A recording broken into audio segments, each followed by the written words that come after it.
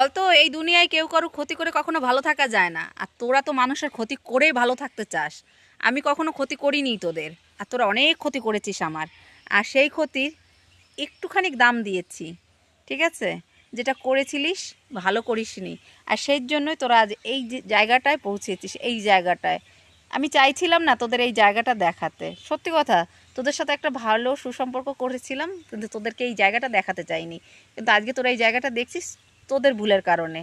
কারুর মাথায় বশ করা উচিত না, কারুর, ঠিক আছে? কাউকে কখনো ভুল বুঝে কোনো কিছু করা উচিত না।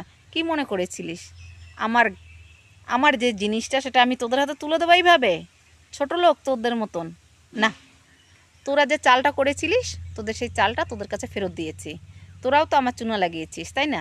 কি মনে করেছিস যেমন কর্ম তেমন ফল, যে যেমন কর্ম করবি তেমন ফল পাবি, ঠিক আছে? এই